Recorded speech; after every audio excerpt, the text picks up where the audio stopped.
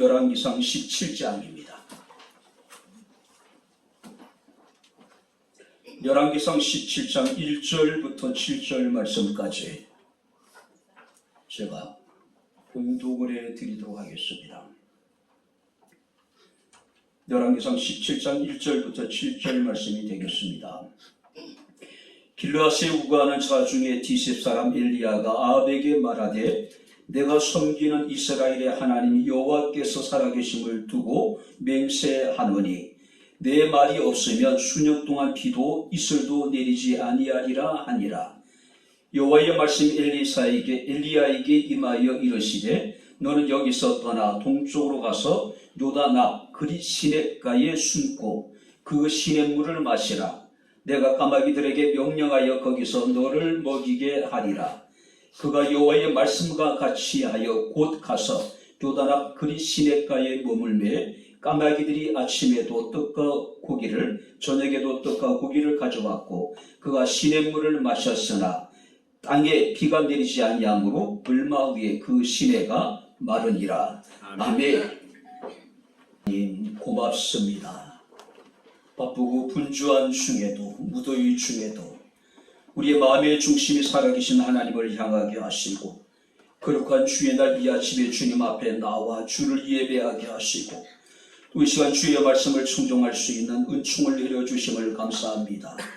말씀이 선포될 때 우리의 마음의 문을 열어주시고 길을 여셔서 이 아침에 성령의 교회들에게 하시는 주의 음성을 듣게 하옵소서.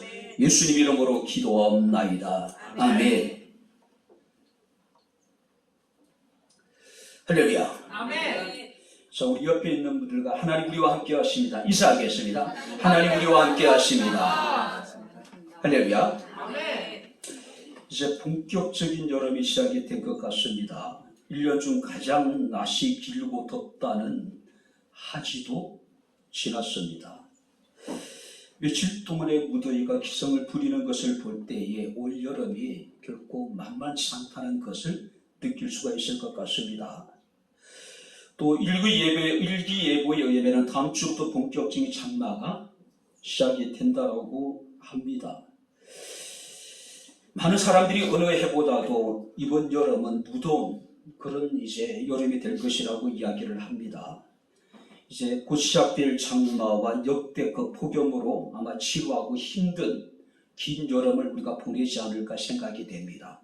자, 그래도 불구하고 우리가 예레미야 17장 5절 8절 말씀을 보게 되면은 그러나 무릇 여호와를 의지하며 여호와를 의뢰하는 그 사람은 복을 받을 것이라. 그는 물가에 심기운 나무가 그 뿌리를 강변에 뻗치고 더위가 올지라도 두려워하지 아니하며 그 잎이 청정하며 가무는 해도 걱정이 없고 결실이 끝이지 아니함 같으니라. 한번 따라해 보시기 바랍니다. 더위가 올지라도 두려워하지 아니하며 이 더위를 이길 수 있는 하나님의 은혜가 우리 가운데 함께할 수 있기를 주의 이름으로 축원합니다. 아멘. 다 건강하게 여름을 났으면 좋겠습니다. 건강하게. 자, 오늘 우리가 본 말씀을 보게 되면 선지자 엘리야를 소개함으로 이제 본문이 시작이 됩니다. 성경을 보게 되면 길르앗에 우거하는 자 중에 디셉 사람 엘리야라고 이야기를 합니다. 자, 여기서 길르앗이라고 하는 것은 요단 동쪽을 의미하기도 하고 또 약복강과 그 옆에 있는 다른 강의 어떤 그 사이 땅을 길르앗이라고 이렇게 부르기도 합니다. 자, 근데 성경 말씀을 보게 되면은 그는 길르앗에 우거하는 자 중에 디셉 사람 엘리야라고 소개를 합니다. 여기서 우거한다는 이야기는 자신의 소유지가 없어서 잠시 거류했던 사람들, 그러니까 소유가 없기 때문에 노동력을 통해서 먹고 사는 체류자와 같은 사람들을 의미합니다. 자, 그렇다면 엘리야는 당시 사회적 어떤 시스템 하에서는 최하층에 위치했던 그런 인물이 아닌가라고 추측할 수가 있습니다. 자, 유력한 부모도 없었습니다. 재산도 없었던 것 같아요. 사회적인 어떤 입지도 또 그가 소유할 수 있는 땅도 없었던 것 같습니다. 한마디로 사회적인 약자에 속했던 그런 인물인 것 같습니다. 자, 엘리야의 제자였던 엘리사는 성경을 보게 되면 12결의의 소로 밭을 갈았다. 한 결의가 2마리란 말이에요. 얼마나 밭이 많았든지 12결의의 소가 밭을 갈 정도로. 자, 이 엘리사가 하나님의 부름을 받게 되었을 때에 그는 한 결의의 소를 잡아서 잔치를 베풀고 자신의 아버지 집을 떠난 모습을 보게 됩니다. 이에 비해서 이 엘리야는 굉장히 상대적으로 가난하지 않았을까? 우리가 고린도전서 1장 27절 말씀을 보니까 사도 바울은 고린도교회 성도들의 이르기를 형제들아 너희를 부르심을 보라 육체를 따라 지혜로운 자가 많지 아니하며 능한 자가 많지 아니하며 문벌 좋은 자가 많지 않았다. 지혜로운 자가 많지 않고 능력 있는 자가 많지 않고 문벌 좋은 자도 많지 않았다라고 하는 사실이에요. 자, 그런데 하나님께서는 그런 엘리야를 부르셨다는 겁니다. 자, 이 엘리야가 하나님의 부르심을 받을 당시에 이스라엘은 제7대 왕이었던 아합이 통치하고 있었던 그런 시기입니다. 아합은요, 이스라엘 남북 왕조 그 수많은 왕들 중에 가장 포악한 그런 군주였습니다. 자, 열왕기상 16장 30부터 33절 말씀을 보게 되면은 오므리의 아들 아합이 그의 이전의 모든 사람보다 여호와 보시기에 악을 더욱 행했대요. 뿐만 아니라 그는 이전에 이스라엘 모든 왕보다 심히 이스라엘 하나님 여호와를 노하게 하였더라. 성경도 이렇게 기록하고 있습니다. 그가 죄를 가볍게 여겼대요. 모든 죄를 가볍게 여겼다는 이야기예요. 한마디로 그 시대는 정치적으로 부패하였고 백성들은 어려운 상황 속에서도 우상 숭배에 만연되어져 있었고 향락과 태폐가 성행했던 참 국가적으로 굉장히 혼란스러운 그런 시기에 엘리야가 등장하게 되는 모습을 우리가 보게 됩니다. 자, 그는 등장하자마자 내가 섬기는 이스라엘 하나님 여호와께서 살아계심을 두고 맹세하면서 주의 말씀을 선포하고 있는 모습을 우리가 보게 됩니다. 많은 사람들은 이 엘리야를 불의 선지자라고 이야기를 합니다. 그는 선지자로서 이 땅에서 살아가는 동안에 어마어마하게 많은 기적과 기사를 행하게 되죠. 자, 그런데 성경 말씀은 그에 대해서 야고보서 5장 17절에 엘리야는 우리와 성정이 같은 사람이었대요. 우리와 별반 다를 것이 없었던 인물이었다는 이야기입니다. 그래도 불구하고 그는 불의 선지자로서 수많은 기사와 기적을 행하는 능력을 행했던 것을 우리가 보게 됩니다. 그리고 그는 죽음을 겪지 않고 불수레를 타고 하늘나라에 승천하게 되는 모습을 우리가 보게 됩니다. 우리 오늘 이 본 말씀을 통해서 엘리야 가운데 역사하셨던 하나님, 그가 어떻게 엘리야를 연단시키고 훈련시켜 나가시는지, 또 하나님의 뜻 가운데 이 엘리야가 어떻게 하나님께 순종해 나가는지 우리가 말씀을 살피면서 우리가 함께 은혜를 나누도록 하겠습니다. 자, 1절 말씀을 우리 다시 한번 같이 읽겠습니다. 길라스에 우거하는 자 중에 디셉 사람 엘리야가 아합에게 말하되 내가 섬기는 이스라엘의 하나님 여호와께서 살아계심을 두고 맹세하노니 내 말이 없으면 수년 동안 비도 이슬도 내리지 아니하리라. 자, 지금까지는 무명의 선지자였습니다. 자, 그런데 그가 지금 생명을 걸고 살아계신 이스라엘의 하나님의 이름으로 아합 왕에게 그럼 여러분들이 예언을 하고 있는 겁니다. 자, 그는 살아계신 하나님 여호와께서 나를 통해서 말씀하지 않으면 이스라엘 땅에 수년 동안 비도 내리지 않을 것이고 이슬도 내리지 않을 것이다. 그것은 단순한 경고가 아닙니다. 단순한 예언의 선포가 아닙니다. 아합과 북이스라엘 입장에서 이건 저주에 가까운 겁니다. 그렇지 않습니까? 아합의 선풍으로 봤을 때에 얼마든지 이 엘리야를 죽이고 남을 만한 그런 인물이었단 말이에요. 자, 그리고 불구하고 선지자 엘리야는 내가 섬기는 이스라엘 하나님 여호와의 살아계심을 두고 맹세한다. 내 말이 다시 임하기 전에는 수년 동안 비도 이슬도 내리지 아니할 것이다. 여러분들이 과거의 왕들은요, 자기가 통치하는 기간에 그 무한 책임을 집니다. 그래서 비가 내리지 않아도 왕이 부득해서 그런 것처럼 그렇게 여기잖아요. 여러 가지 어떤 문제가 생겨도 왕은 늘 나의 부득의 소치로 받아들이고 있었단 말이에요. 자, 그러다 보니까 아무래도 왕 앞에서는 좋은 이야기만 할 수밖에 없겠죠. 불편한 이야기는 하지 않습니다. 지금도 마찬가지잖아요. 누가 대통령 앞에서 경제가 어렵습니다. 누가 대통령 앞에서 대통령의 심기를 거스르는 불편한 이야기를 누가 할 수 있겠어요? 좋은 얘기만 하잖아요. 그죠? 자, 근데 성경 말씀을 보게 되면은 선지자 엘리야는 내 말이 없으면 수년 동안 비도 이슬도 내리지 아니하리라. 자, 오직 하나님께서 내리는 이슬과 하나님께서 내리는 이른 비와 늦은 비를 통해서 그들은 농사를 지어요.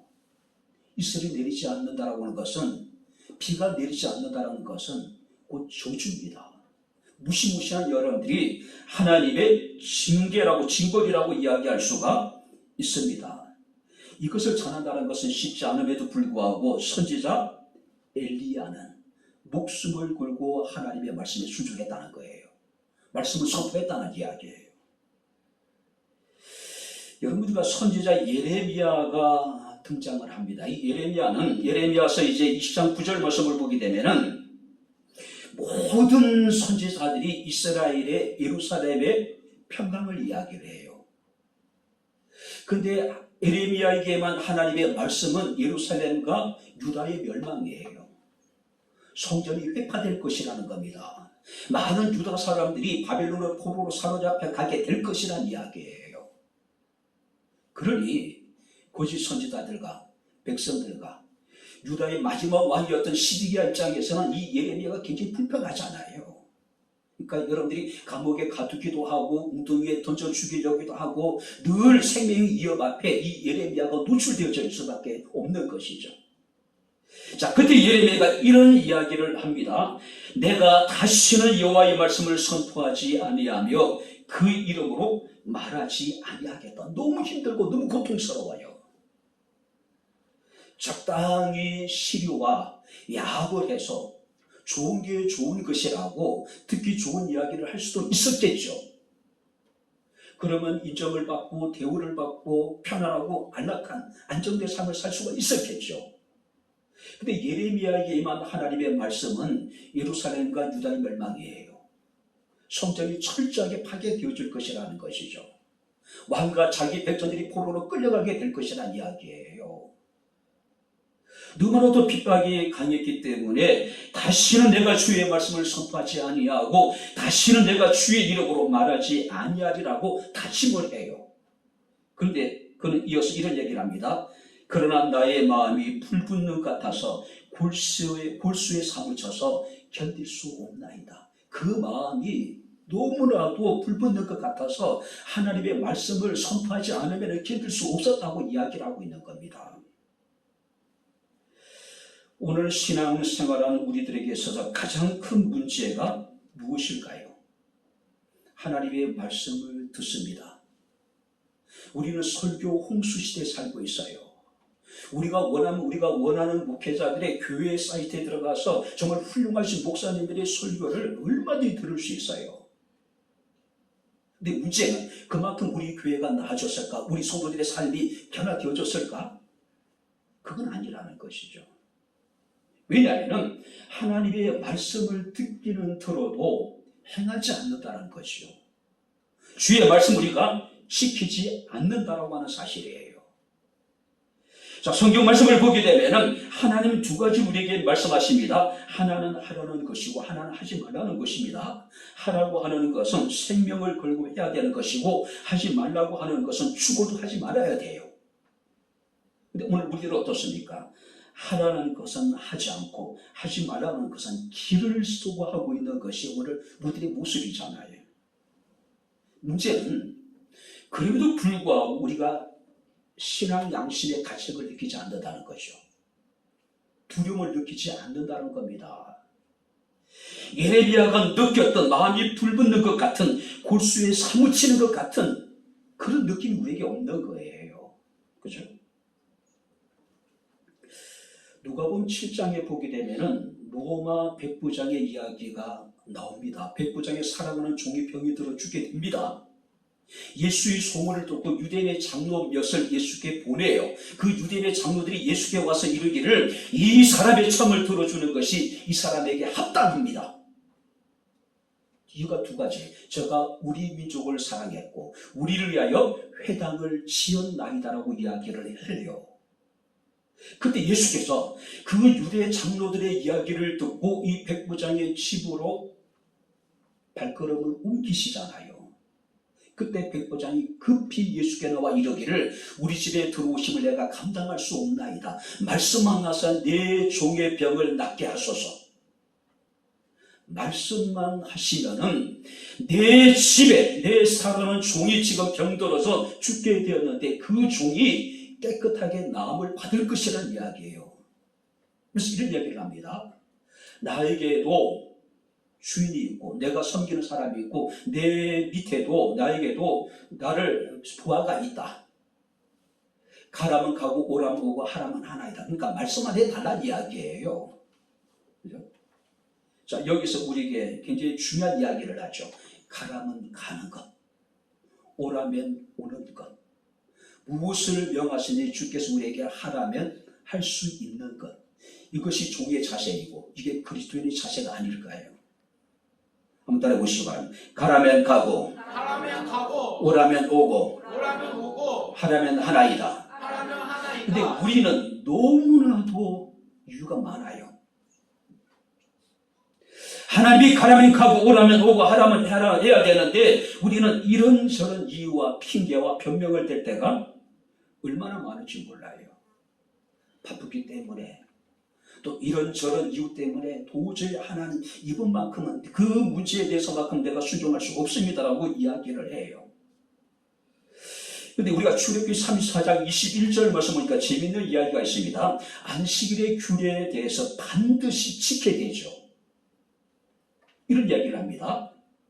안식일을 지킬 때에 밭 갈 때나 거둘 때에도 반드시 지키고 농부에게 있어서 밭을 가는 때와 농작물을 거두는 때는 굉장히 중요하죠. 바쁠 때입니다. 농부에 굉장히 피곤한 그런 시기예요. 너희가 바쁘고 힘들고 너희가 피곤해도 그럼에도 불구하고 너희는 하나님께 나와 안식일을 지키라는 이야기. 이건 주의를 지키는 우리의 모습도 마찬가지입니다. 분명히 우리에게도 바쁠 때도 있습니다. 분명히 우리에게 피곤할 때도 있어요. 그래도 불구하고 우리가 하나님 앞에 나와 주를 예배해야 되는 거예요. 이게 그리스도인이죠. 그렇지 않습니까? 오늘 이 엘리야 선지자는요, 자신이 하나님의 말씀을 선포하게 될 때에 아합이 어떤 반응을 보일지 누구라도 알 수 있는 상황입니다. 아합이 자기 자신을 언제든지 죽일 수 있는 그런 여러분들이 위험한 상황이에요. 그래도 불구하고 아마 그는 죽으면 죽으리라는 그런 심정으로 하나님 말씀을 선포하지 않았을까요? 자, 뿐만 아니라 우리가 2절 4절 말씀을 보니까 하나님께서 또 엘리야에게 이르기를 너는 여기서 떠나 동쪽으로 가서 요단 앞 그릿 시냇가에 숨고 그 물을 마시라. 자, 여기서 그릿이라고 하는 지역은 외부와 철저하게 단절된 곳입니다. 외롭고 굉장히 고독한 곳이에요. 자, 그래도 불구하고 선지자 엘리야는 하나님의 말씀에 순종합니다. 그리고 9절 말씀을 보게 되면은 계속된 가뭄으로 인해 가지고 그릿 시냇물이 마르게 되자 다시 하나님께서는 엘리야에게 말씀하십니다. 너는 일어나 시돈에 속한 사르밧으로 가서 거기서 머물라. 그때 또 엘리야가 어떻습니까? 주의 말씀 가운데 순종해요. 자, 여러분 여기서 시돈이라는 곳은요, 아합 이세벨의 고향이에요. 자, 이곳은 바알과 아세라 숭배가 횡행했고 바로 이곳에서 선자들에 대한 핍박이 적지 않았을 것이란 말이에요. 자, 그래도 불구하고 이스라엘의 앞마당으로 피시나토 가란 이야기예요. 아니, 하나님, 어쩌면 엘리야 입장에서는 나를 사지로 몰아놓고 계신 거예요. 그죠? 이건 죽으란 이야기예요. 자, 하나님께서 엘리야에게 명하신 하나하나의 명령은 그 어느 것 하나 쉽지 않아요. 순종하기가 여러분 쉽지 않는 명령이었습니다. 자, 그래도 불구하고 우리가 5절 말씀을 보게 되면은 그가 여호와의 말씀과 같이 하여, 할렐루야. 그가 여호와의 말씀과 같이 하여 아벡에 가서 하나님의 말씀을 선포했고 그리스로 가가지고 숨었고 이스라엘의 앞마당이라고 할 수 있는 시돈 땅 사르밧에 가서 주의 말씀에 순종하는 겁니다. 뿐만 아니라 우리가 열왕기상 18장 1절 말씀을 보게 되면은 너는 아벡에 가서 보이라고 이야기합니다. 아합은 지금 3년 6개월 동안 계속되어지는 이 가뭄으로 인해 가지고 엘리야를 죽이기 위해서 지금 혈안이 되어져 있는 상황이에요. 그런데 사르밧에 숨어 있는 이 엘리야에게 아합에게 가서 보이라고 명령해요. 엘리야는 어떻게 합니까? 순종해요. 그리고 갈멜산에 올라가서 850대 1에 바알과 아세라 선자들과 상대로 해서 영적인 위대한 전투를 벌이게 되는 모습을 우리가 보게 됩니다. 그것이 끝난 게 아닙니다. 열왕기상 19장 18절 말씀을 보게 되면은 하나님의 산 호렙으로 하나님이 엘리야를 인도를 해요. 근데 엘리야 순종해요. 자, 그곳에서 하나님께서 엘리야에게 새로운 세 가지의 사명을 맡기게 됩니다. 아람 사람 하사엘에게 기름을 부어서 아람의 왕으로 삼고 예후에게 기름을 부어서 이스라엘 왕으로 삼으라. 자, 이게 보세요. 이스라엘 왕은 지금 아합이에요. 근데 새로운 예후라고 하는 사람의 기름을 부어서 이스라엘의 새로운 왕을 삼으라고 하는 새로운 명령을 내리게 됩니다. 뿐만 아니라 엘리사에게 기름을 부어 너를 대신하여 선지자가 되게 하라. 우리가 계속해서 말씀을 살펴보았듯이 이 엘리야는 하나님의 말씀에 대해서 절대적으로 순종합니다. 가라면 가요, 오라면 옵니다. 하나님께서 무엇을 명하시든지 그대로 순종해요.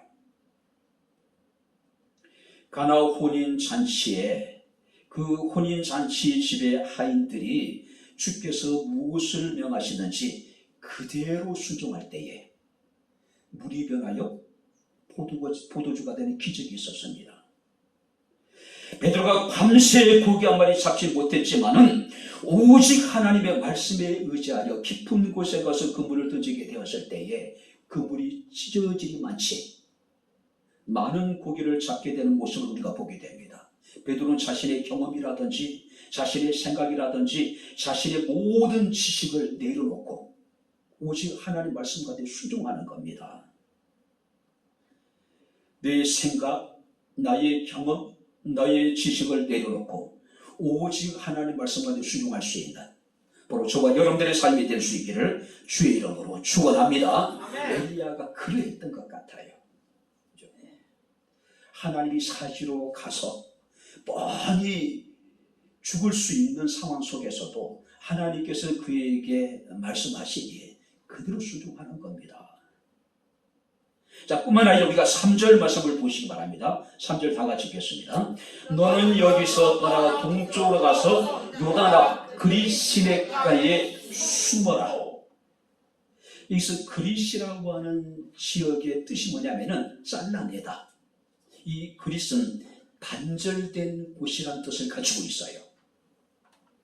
외부와 철저하게 단절된 곳, 그곳에 가서 숨으라고 명령합니다.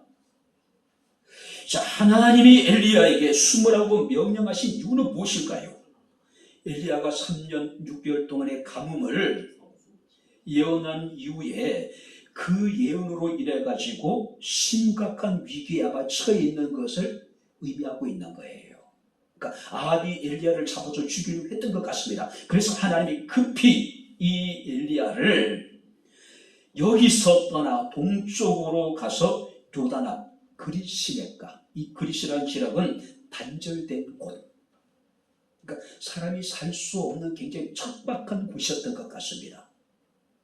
아마 사람의 접근이 용이하지 않는 그런 곳이었던 것 같아요. 하나님께서는 아합 왕의 손하기 위해서 엘리야를 보호하기 위해서 최적의 피난처를 예비하셨습니다. 그곳이 어딜까요? 바로 그릿이라고 하는 곳입니다. 그릿, 단절된 곳. 우리가 시편 18편 2절 말씀 보니까 다윗은 이런 고백을 합니다. 여호와는 나의 반석, 나의 요새, 나를 건지시는 이 나의 하나님, 나의 피할 바위, 나의 방패, 나의 구원의 뿔, 나의 산성이시다. 하나님은요, 엘리야에게 피난처가 되어주신 겁니다. 그를 위해서 하나님께서는 그리스도로 그를 가라고 지금 명령하고 있는 거예요. 자, 사람이 접근이 용이하지 않는 척박한 곳, 사람이 살 수 없는 그릿, 그곳에서 이 엘리야가 기대할 수 있는 것은 하나님 말씀하신 대로 까마귀가 아침과 저녁으로 가져다 주는 여러분의 고기와 떡으로 하루하루를 살아가게 됩니다. 자, 오늘 그런 그곳에서 어떤 시간을 보냈을까요? 누구도 어떤 소리도 아무것도 없는 척박한 이 그릿에서 엘리야가 할 수 있는 것은 하나님과의 깊은 친밀한 은밀한 교제가 아니었을까요? 그죠? 자, 그런데 성경을 보게 되면 하나님의 사람들의 삶의 공통된 특징 가운데 하나가 뭐냐면은 하나님이 그들을 사용하시기 전에 그들은 모두가 다 이 영적인 그릿에서 하나님과 친밀한 교제 시간을 가졌다는 거예요. 갈라디아서 1장 17절 말씀을 보게 되면 이 사울은 다메섹 도상에서 예수 그리스도를 만나게 되죠. 자, 그리고 그는 아라비아 사막에서 3년 동안 이 사막에서 하나님과의 친밀한 은밀한 시간을 갖게 돼요. 그리고 나와서 그는 강하고 담대하게 거침없이 주의 복음을 전하게 됩니다. 성경을 보게 되면 모세는 미디안 광야에서 40년 동안에 하나님과의 친밀하고 은밀한 시간을 갖게 됩니다. 그죠? 다윗도 사무엘을 통해서 이스라엘 왕으로 기름 부음을 받았음에도 불구하고 그런 오랜 세월 동안에 사울에게 쫓기면서 광야 생활을 하잖아요. 그 척박한 광야에서 이 다윗은 하나님과의 깊은 교제를 나누게 됩니다. 그래서 그들이 온전한 하나님의 사람으로 만들어져가는 과정을 우리가 보게 됩니다. 예수님의 생애에서도 예수께서 공생애를 시작하시기 전에 광야에서 40일 동안 금식하시잖아요. 하나님 아버지와의 어떤 친밀한 은밀한 여러분들이 교제의 시간을 갖게 되는 모습을 우리가 보게 됩니다. 바로 하나님께서는 이 엘리야에게도 이 그릿이라고 하는 곳에서, 그 척박한 곳에서, 사람들이 접근이 용이하지 않고 사람이 살 수 없는 그곳에서 오직 하나님만을 바라보고 하나님과의 깊은 교제와 은밀한 사귐을 나누지 않았을까요? 만약에 이런 그릿에서의 은밀한 시간이 없었다면 그는 결코 갈멜산에서의 850대 1의 그 영적인 전쟁에서 승리할 수가 없었겠죠. 하나님께서는 아무도 찾지 않는 완전히 단절된 그릿에서 이 엘리야를 위해서 까마귀를 통해서 아침과 저녁으로 고기와 떡을 여러분들이 공급해 주셨잖아요. 마치 광야에서 이스라엘 백성들을 40년 동안 하나님께 돌보셨듯이 하나님께서는 친히 엘리야를 돌보셨던 것을 우리가 보게 됩니다. 자, 여기서 중요한 것은요, 우리가 반드시 기억해야 될 것은 우리의 처해 있는 상황이 중요한 것이 아니라는 겁니다. 우리가 있는 장소가 중요한 것이 아니라는 겁니다. 그것이 광야이든지 그것이 사람들이 단절된 그리스든지 간에 중요한 것은 하나님이 우리와 함께 하는지 하나님 함께 하지 않는지, 이게 중요하다는 것이에요. 40년의 척박한 광야 생활 속에서 하나님께서는 만나와 메추라기로 또 반석을 쳐 생수를 내시도 하시고 그들의 의복이 헤어지지 않고 그들의 발이 부르트지 않도록 하나님 지켜주었다는 이야기예요. 사람들이 손길이 닿지 않는, 발길이 닿지 않는 완전히 단절된 곳에서도 하나님께서는 까마귀를 통해서도 엘리야에게 일용할 양식을 공급해 주셨다는 이야기예요. 특별히 여러분들이 여기서 아침과 저녁으로 고기와 떡이라고 이야기하잖아요. 아침과 저녁으로 고기와 떡을 먹을 수 있는 사람들은 당시 사이에 굉장한 부자들이에요.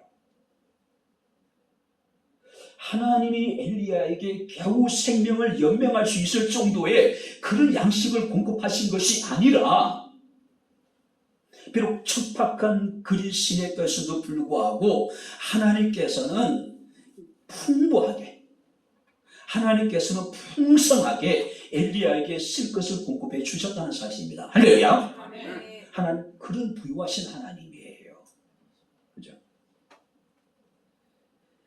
그리스는 자기의 생명조차 연명하기 힘든 척박한 곳이에요. 근데 그곳에서 엘리야는 아침 저녁으로 당시 이스라엘의 부자들이 누릴 수 있는 호화로운 삶을 살아간 거예요. 하나님의 은혜로. 하나님 그런 삶을 그에게 허락하신 거예요. 내가 어떤 상황에 있든지, 내 상황이 지금 어떠하든지 간에 중요한 건 하나님이 우리와 함께 하신다면 다윗은 고백하기를 내가 부족함이 없습니다. 할렐루야. 이런 고백 우리가 할 수 있지 않을까요? 한마디로 그리스에서의 어떤 엘리야의 삶은 부족함이 없는 삶이었어요. 아침 저녁으로 고기와 떡을 하나님이 공급해 주셨으니, 그렇지 않습니까? 하나님이 그를 구하셨습니다. 하나님이 그에게 일용할 필요한 것들을 채우실 뿐만 아니라 바로 그곳에서 하나님께서는 이 엘리야와 은밀하고 친밀한 만남과 교제를 계속해서 나누어 가신 것이죠. 그것은 우리에게도 이런 시간이 우리에게 필요하지 않을까요? 오롯이 하나님과만 함께 할 수 있는 그런 시간, 오직 하나님과 함께 할 수 있는 그런 영적인 그릇이 우리에게 필요하지 않을까요? 이제 마지막으로 7절 말씀을 보겠습니다. 같이 읽겠습니다. 땅에 비가 내리지 않으므로 을마 위에 그 시내가 마른다. 믿고 의지했던 시내가 말랐어요. 여러분들이, 우리가 떡과 고기는 까마귀를 통해서 아침 저녁으로 하나님이 공급해 주었습니다. 근데 물이 여러분들이 말라버렸대요. 시내가 말라버렸대요. 더 이상 이제 그리스에서는 이 엘리야가 살 수 없는 상황이에요. 떡과 고기는 까마귀들이 가져다 주는데 물은 대책이 없어요. 계속되어지는 가뭄으로 인해 가지고 그린 시내가 완전히 말라서 바닥을 드러내버린 상황. 이제 더 이상 이제 이 엘리야에게 있어서는 그릿이 안전한 피난처가 되지 못한 상황입니다. 또 다른 위기예요. 그죠? 분명히 하나님께서는 가뭄 중에 엘리야에게 이르기를 그 시냇물을 마시라고 말씀을 하셨습니다. 근데 그 시내가 말라버린 거예요. 여러분들이 이 엘리야 입장에서는 하나님이 자신을 이곳으로 보내셨잖아요. 이곳에서 하나님께서는 아침 저녁으로 까마귀를 통해서 고기와 떡을 공급해 주셨단 말이에요. 자, 그렇다면 이 그릿 시내가는 뭔가 특별한 그런 시내라고 생각하지 않았을까요? 전 그렇게 생각이 될 것 같아요. 아마 가뭄으로 인해 가지고 온 천지의 모든 강물이 다 마르더라도 이 그릿 시내의 이 강물만큼은 영원히 말하지 않을 것이라고. 그래서 하나님이 자신을 이곳으로 인도해 주신 것이라고 생각할 수 있지 않았을까요? 근데 성경 말씀을 보게 되니까 계속된 가뭄으로 인해 가지고 그리 시내마저 물이 말라버린 거예요. 완전히 바닥을 지금 드러내 있는 상황입니다. 세상의 것들은요, 언젠가는 다 마릅니다. 내가 의지했던 것들, 내가 사랑하고 내가 자랑했던 모든 것들이 흔적도 없이 사라지게 될 것이고 말라서 없어지게 될 것이라는 것이죠.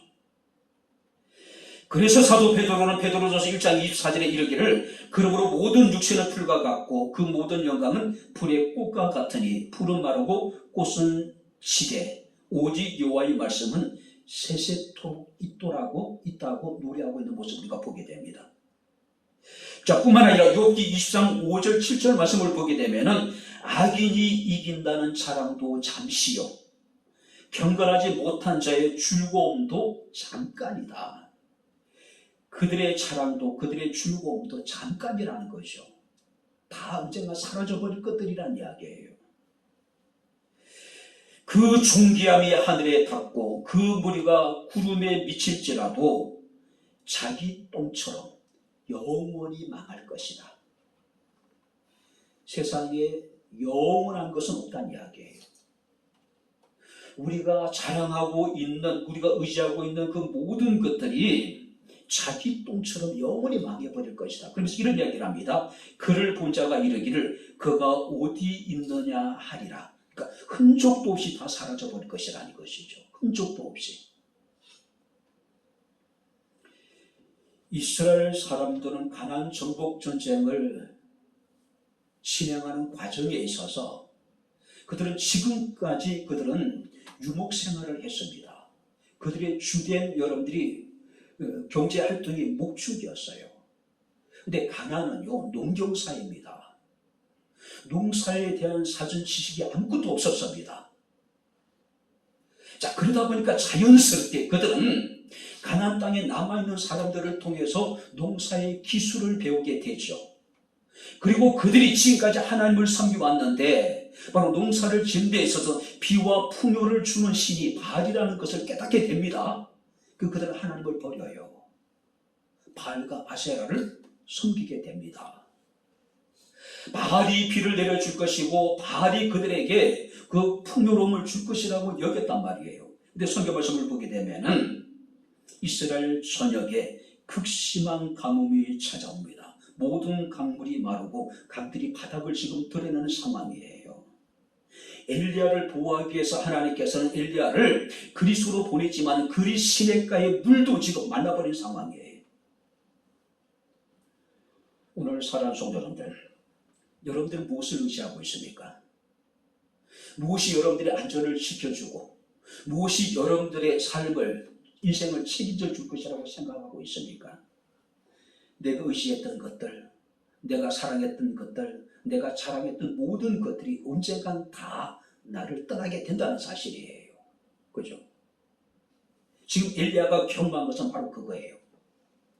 그리 시냇가가 말라버리는 그런 경험을 하게 되는 겁니다. 위기를 만나게 되는 것이죠.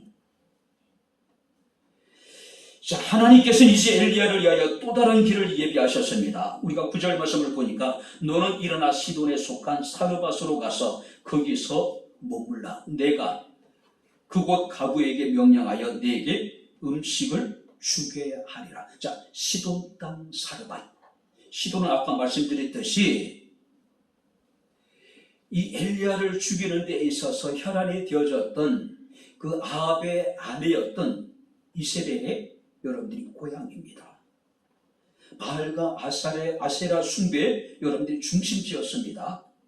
근데 선지자가 이런 곳으로 가서 피하래요. 아무리 등잔이 어둡다 하더라도 선지자 입장에서는 쉽게 받아들이기 힘든 그런 명령이잖아요. 아마 굉장한 여러분들이 심적인 부담감을 느꼈을 것입니다. 자, 그런데 하나님께서는 그릿에서는 까마귀를 통해서 아침 저녁으로 고기와 떡을 주셨다면 이제는 이 사르밧에서는 이방인의 가난한 가부를 통해서 이 엘리야에게 필요한 것들을 채워주시겠다라고 지금 말씀하고 있습니다. 자, 그런데 그 가부의 상황이 참 비참합니다. 이렇게 기록하고 있으면 성경은 집에 남은 것이라고는 항아리 밑바닥에 깔린 밀가루 한 줌, 그리고 기름 몇 방울이 전부였어요. 이 가부가 지금 밖에 나와 나뭇가지를 줍고 있는데 그 남아있는 그 밀가루와 기름을 가지고 빵을 만들어 어린 아들과 함께 먹고 이제 죽으려고 지금 나와 있는 상황이에요. 근데 엘리야를 만난 거예요. 나를 위해서 먼저 빵을 만들어주고 그 다음에 네가 만들어 먹으라고 얘기하고 있는 거예요. 여러분들이 하나님의 명령이긴 하겠지만은 엘리야 입장에서는 참 얼마나 참담할까요? 그리 시내가에서는 이스라엘 사람들이 부정한 동물로 여겨졌던 까마귀의 동물을 연명을 했습니다. 이 사르밧에는 이방인, 유대인들은 개와 돼지로 취급하잖아요. 또 그 가난한 가부의 도움을 받아서 지금 사르밧에서 자신의 삶을 연명해야 될 그런 처지가 된 거예요. 그죠? 참 암울했던 것 같아요. 참담하지 않았을까요? 자, 그런데요, 이 사르밧이라고 하는 지역의 뜻이 중요합니다. 사르밧은 녹이는 곳이라는 뜻을 가지고 있어요. 녹이는 곳. 녹인다라고 하는 것은 완전히 하나님이 그를 부순다는 뜻을 가지고 있을 것이고, 완전히 그를 하나님께서는 해체해버린다. 완전히 그냥 깨트려버린다. 그런 의미가 아닐까요? 그죠? 하나님은 이 사르밧과 이 그리 시내가에서 그 엘리야가 그 생활했던 기간이 최소한 3년 이상입니다. 3년 이상이에요. 완전히 단절된 그림. 자, 여리고 이방인의 땅이었던 이 사르밧, 이 3년 동안에 이 엘리야는 하나님과의 깊은 교제를 통해서 완전히 온전한 하나님의 사람으로 만들어져 가는 그런 시기를 보내지 않았을까요? 왜냐하면 완전히 단절된 그림, 그리고 녹여버리는 곳 사르밧에서 과거의 엘리야는 완전히 녹아지고 완전히 끼어지게 되고 새로운 온전한 하나님의 사람으로 그가 저렇게 만들어져 갔다는 이야기죠. 게르케고라는 사람은 기도에 대해서 이런 이야기를 합니다. 기도란 신에게 무엇인가를 요구하는 것이 아니라 기도하는 사람의 본성을 바꾸는 것이다. 기도는 무엇인가를 요구하고 얻는 것이 아니라 기도하는 사람의 본성을 바꾸는 것이 기도라고 이야기를 해요. 자, 그렇다면 3년에 가까운 그 시간 동안에 그릿에서 또 사르밧에서 엘리야는 하나님께 기도했을 거예요. 하나님의 말씀을 묵상하고 하나님과 친밀한 교제를 나눴습니다. 그래서 그가 3년 동안에 얻은 것은 무엇일까요? 그의 본성이 완전히 변화돼서 온전한 하나님의 사람으로 그가 세워지는 시기가 아니었을까요? 그리고 그는 나와서 갈멜산에 올라 850대의 영적인 전투를 벌이게 되고 위대한 승리를 거두게 되는 모습을 우리가 보게 됩니다. 오늘 여기까지 우리 말씀을 마치도록 하겠습니다. 하나님의 부르심을 받았을 때에 엘리야는 그가 여호와의 말씀과 같이 하여 하나님이 가라면 가고 하나님이 오라면 오고 하나님이 하라면 그대로 순종했던 모습을 우리가 보게 됩니다. 말씀 가운데 순종했습니다. 끊임없이 단절된 곳에서 자기 자신을 깨뜨리며 하나님과 친밀한 교제를 나눴습니다. 그리고 하나님께서는 기대와 희망이 사라지는 철체절명의 위기 속에서 그를 온전한 하나님의 사람으로 새롭게 만들어가는 모습을 우리가 보게 됩니다. 바랍니다. 우리에게도 이런 엘리야의 은혜가 모두에게 함께할 수 있기를 주의 이름으로 축원합니다. 기도하겠습니다. 좋으신 나의 아버지 하나님, 하나님의 은혜와 사랑을 진심으로 감사를 드립니다. 하나님이 우리에게 무엇을 명하시든지 오직 여호와의 말씀과 같이 행할 수 있는, 순종할 수 있는 은혜를 우리에게 허락해 주시기를 원합니다.